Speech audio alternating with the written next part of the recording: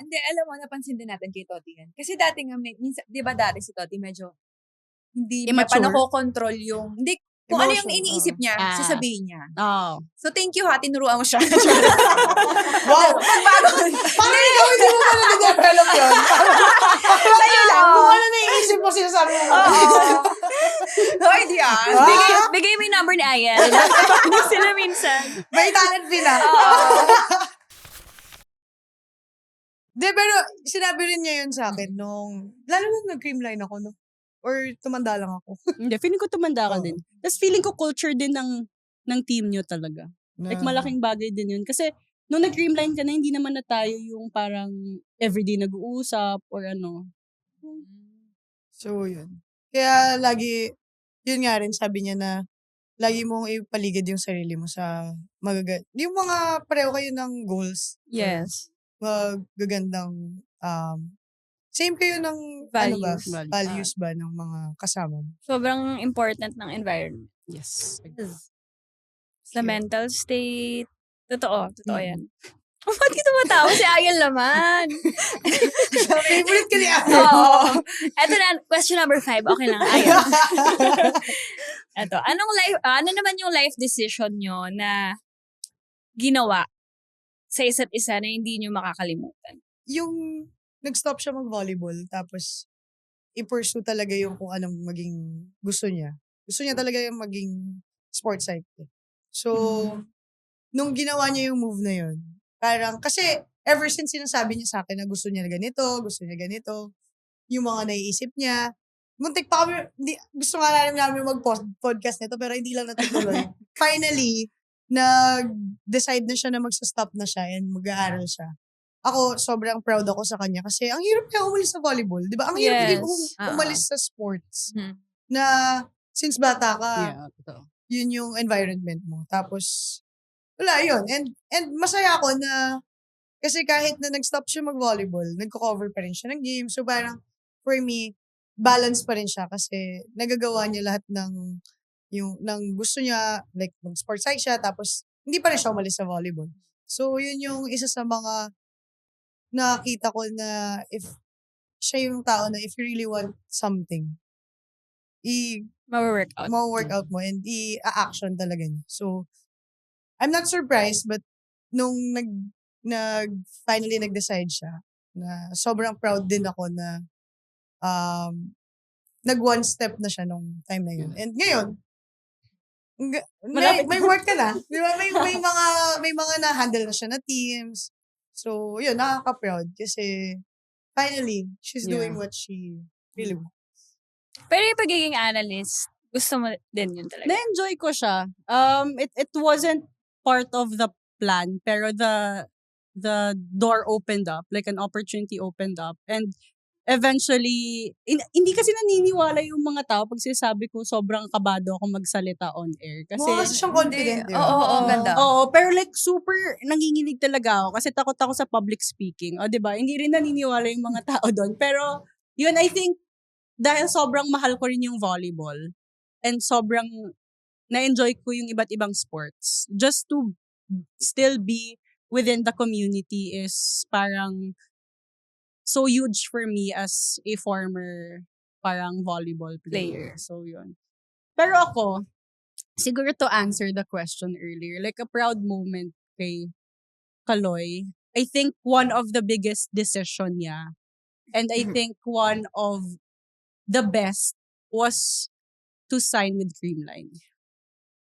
As in, it parang it was like, alam ko na it was a difficult decision kasi even after college, we had plans of we play together, we stay in the same condo together. Like, we were sort of like building, you know, our lives na magkasama kami. Yun, na matuloy namin yung friendship namin. Mm-hmm. But then obviously, it's so much easier said than done when you're outside of college. Pag-graduate ka na, when you're in the real world. So, nag-sign kami first with Motolite. Like kami, magkakasama kami. Sobrang comfort zone, same coach, same teammates. And then the pandemic happened and a big decision had to be done. And yun, like, alam kong mahirap for her kasi iwan niya kami tapos hindi na kami magkakasama. Pero after that, I think that's where she blossomed the most. And yung mga national team opportunities, yung confidence din niya sobrang na-build. Napag-usapan nga namin kanina off-air na pag may mga ganito, pag may mga interviews siya, alam niya yung sasabihin niya, pero kinakabahan siya kasi hindi niya alam if tama or mali. May concept pa siya ng, baka mali, baka dapat ganito kasi ito yung tama. So parang, like, I would not take parang credit on the character development because I think the biggest character development happened when she was in Creamline.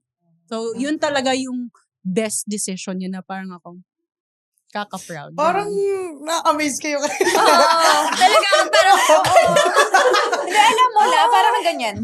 Pagkausap kita. Umangat na ako. Hindi mo mga ganyan. Same na same kung paano yung mga sinabi mo. Ganon, lagi ganyan din siya. Kaya pala may ano tayo. Kaya may connection. Hindi, masarap din siya kausap. Oo. Isa siya sa mga taong Talaga. sinasabi ko rin lahat. Parang kasi As in, tumatawa lang siya. kahit pigon na pigon ako, sabihin ko sa kanya, alam kong basta sobrang pinagkakatiwalaan ko siya kahit anong sabihin. Okay lang sa kanya yan. Lagi siya, andyan lang. Feeling ko yung absent ka kanina sa briefing. Script lang namin tatlo yung Hindi, yung okay lang. nasusunod. Oo. Pero umabot na ba kayo sa point na, kunyari, hindi kayo nag-agree sa isa't isa? Oo, I think. Lalo na pag volleyball, di ba? Nalala mo yung nag-away na tayo. Oo. Paano nyo i-handle pag ganong moment? Sa volleyball, parang, if kaya niya bang ayusin, kunwari, na lang, sobrang choosy ko nung college. Kunwari, hanggat kaya sa part niya na mag-adjust siya na ayusin yung set ko, ayusin niya. Pero pag hindi niya na kaya, sasabihin niya sa'yo.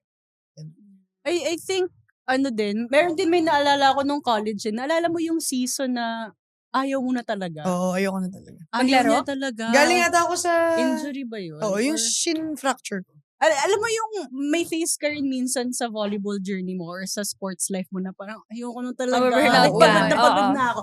May ganun siyang season talaga. Tapos roommates pa kami. Tapos, uso pa yung, ganito na lang ikli yung pasensya. Ganon. May iba pa siyang problems. Tapos, bago mag-training, after ng training, Imagine nga, paggising namin, ayoko na. After training, ayoko na. Feeling ko nung time na yun na papagalitan ko siya. Ganon. Sinabi niya talaga sa akin, kung ayaw mo na, ano nga sabi mo? Kung ayaw mo na, ibigay mo na sa, basta may kapwesto ako. Ibigay mo na. Yun yung I think pinakasagutan namin. Or I think, yung sobrang taas ng emotion niya na first ever ko siya nakita na gano'n. Tapos, never kami nag-away. Pero kung kunwari, meron akong disagreement sa kanya or siya sa akin, yung pinaka-memory ko na, yung pag nagda-drive ka, tapos nagda-drive, nasa tabi mo, tapos nagda-drive ka lang, tapos nag-uusap kami na kalmado lang. Like, bakit ganon? Like, bakit feeling mo yun yung gusto mo? Bakit ganon? Parang, hindi naman tama na ganon. Baka, ganon. Never siya like, mas more like, pinaprocess namin parehas. Yun nga, sabi ko na, never siya nag-design for me. Pero, lagi siya nandun for me to reflect. So, ganun lang. Chill lang kami. Oo. Ito, isa din sa mga decisions niya na sobrang na-move ako. Kasi nga, di ba, seryoso siya sa ACADS niya. Tapos, she had to decide kung maglalaro ka pa ba? Tama ba? Kung maglalaro ka pa. Pero pag naglaro ka, parang hindi siya magka-qualify as cum laude. Okay. Alam ko na yung sinasabi. Oo, parang, grabe naman yung decision niyang to na parang syempre, kami yung team. So parang pinili niya kami over the cum laude, Parang yun, season na kasi yun. Tapos sobrang stress ko na. Yung parang hindi ko na siya kaya i-balance kasi nagtitesis ako. Pero kasi, pag dinrap ko yung thesis ko, ma-underload ako. Pag underload ka, di ka maka-qualify for laude. So, yun. So, yun yung... dinrap ko siya. Kasi pag di ko siya dinrap, mababaliw na ako. Oo. Yun yung parang sobrang na-move ako na grabe siya mag-value. ng mga tao sa paligid niya na she would sacrifice that big. Kasi malaking bagay yun. UP tapos cum laude ka, di ba? So, yun yung isa sa mga moment na sobrang na-move ako na ibang klase talaga siya. So, ako, honestly, proud ako sa kanya sa lahat ng mga ginagawa niya kasi ang hirap kaya ng ginagawa niya. Ako, pag nakikita kita or pag sinasabi mo na may ACADS ka, may cover ka, may ganito ka, parang, ha? Paano niya napagsasabay lahat to? So, sobrang na-amaze ako sa talent niya na mag-manage Magsabay-sabay. Oo, magsabay-sabay na tayo nga, volleyball na lang ginagawa natin, nahihirapan pa tayo. Mahirap siya. Oo.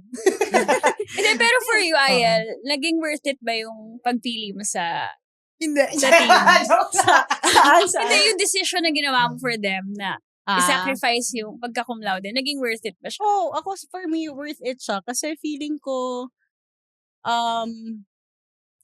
parang, I don't wanna get trapped in the idea kasi na the only way I would see success in my academics was the loudest standing. Like, obviously, malaking bagay siya na if you graduate na with honors. Pero, I think it was nothing compared to what we all built in the team. Like, yung friendship, Kaya sabi ko, grabe ka eh. Hindi, pero totoo, di ba? Like, for sure ako, kahit kayong dalawa, like, when you're put in that situation na isa-sacrifice nyo ba to or yung quality of performance na pwede mo ibigay sa team na kasama mo gumising ng 4:30 araw-araw tapos matatapos yung training nyo 9:30 ng gabi araw-araw. So, sobrang dami nyo nang pinagdaanan together just to, hindi naman just to, pero to choose yourself na kung sa totoo lang, may choice ka naman talagang piliin sila.